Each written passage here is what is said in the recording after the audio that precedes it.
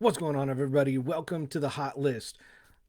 I'm your host, Matt Johnson with Keller Realty, and in the Hot List, we talk about real estate topics. Talk about real estate questions, concerns, and other topics that can come up in general.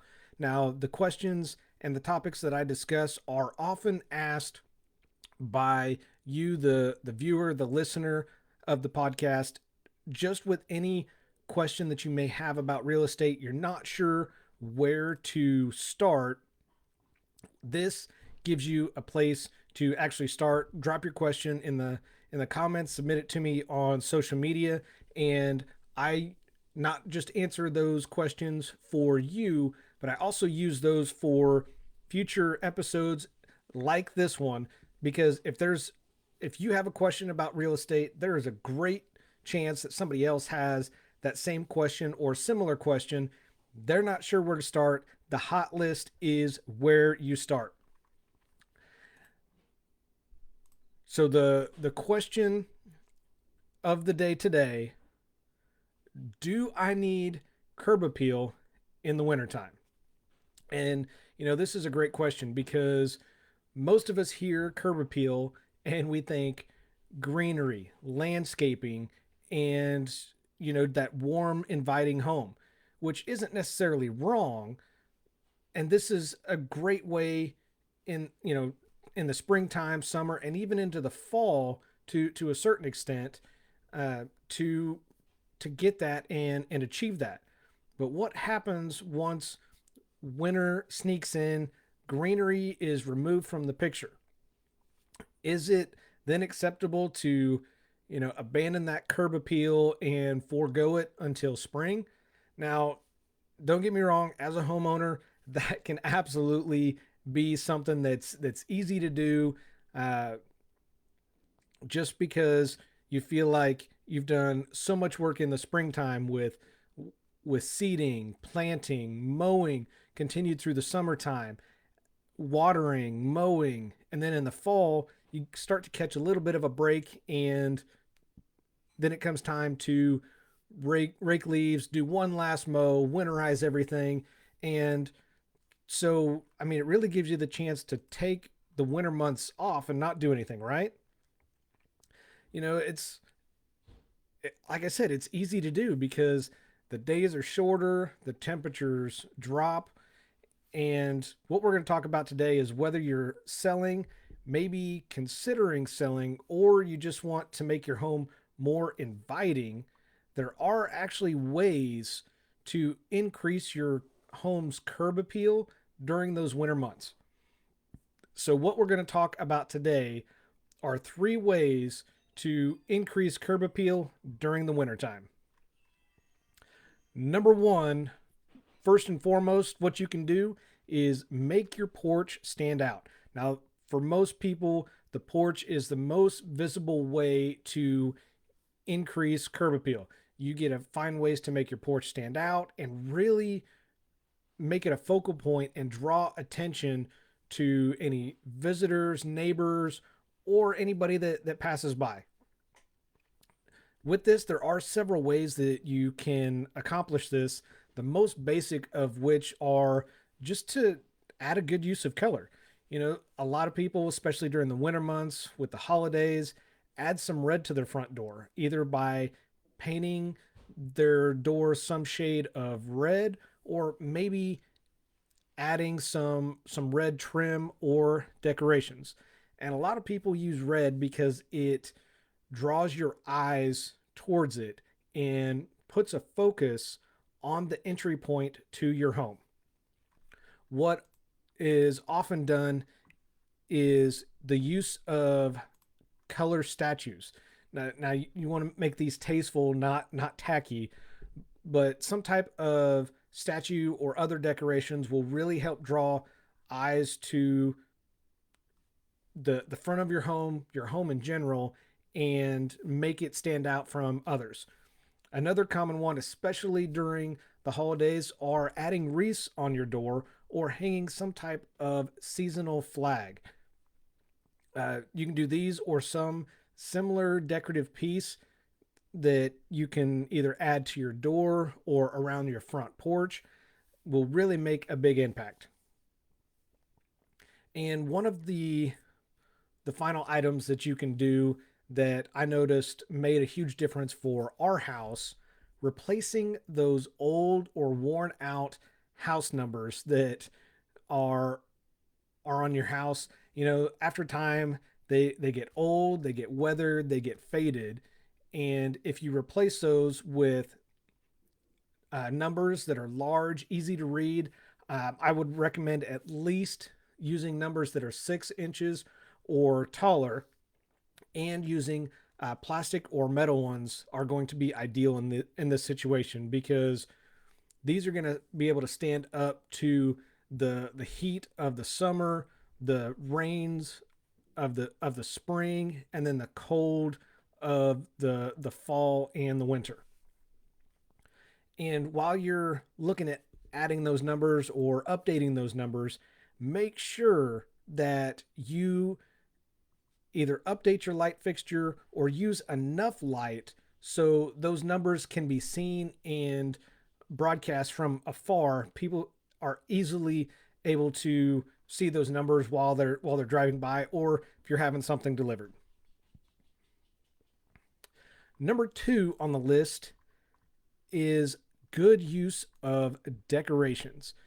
Now, I'm sure I don't have to tell y'all how many holidays fall during the winter months. There are plenty of opportunities to decorate your home. Again, just want to throw this little caveat in here. Keep decorations tasteful, keeps them from being tacky, and by keeping them tasteful and not just throwing an abundance out there, it helps you reduce some clutter, keep it nice and clean.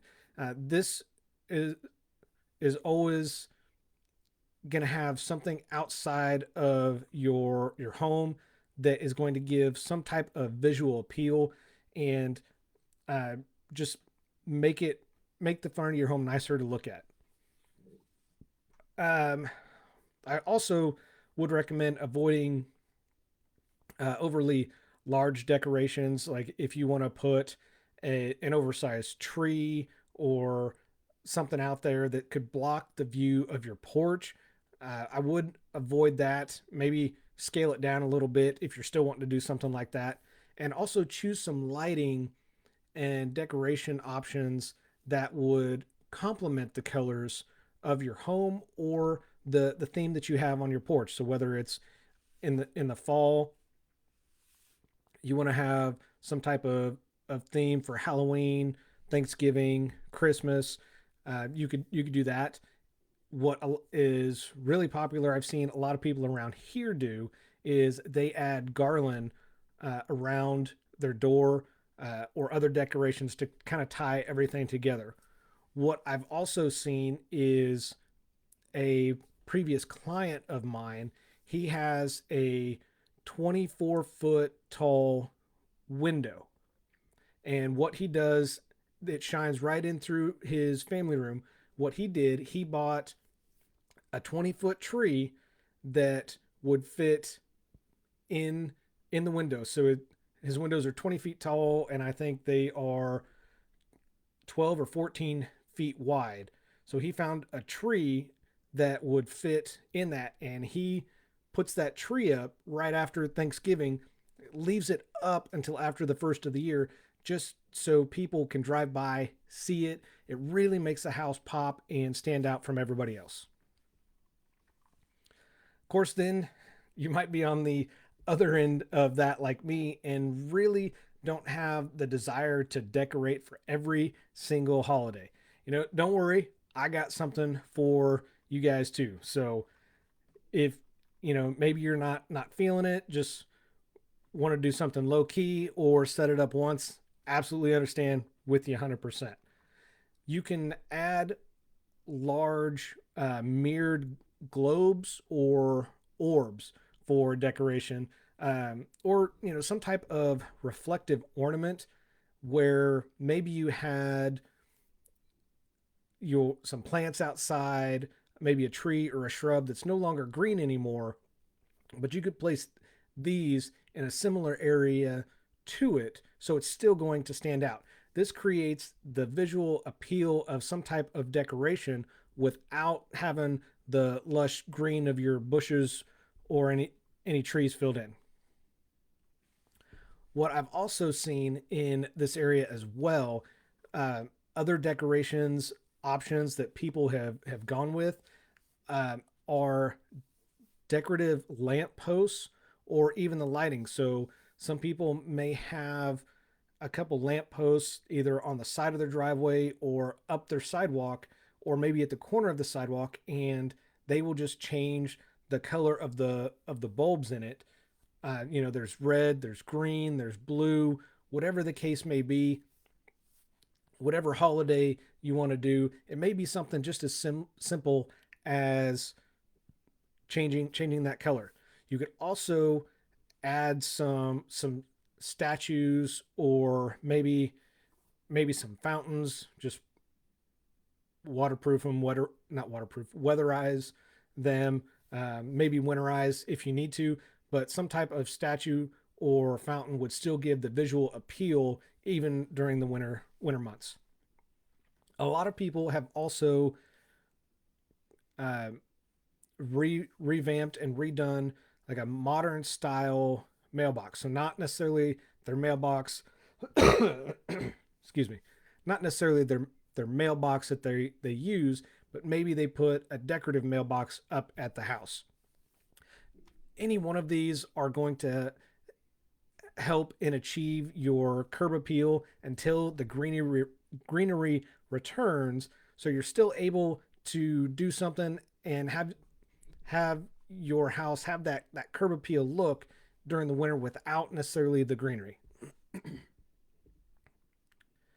And finally, that brings us to number 3, which is the winter curb appeal.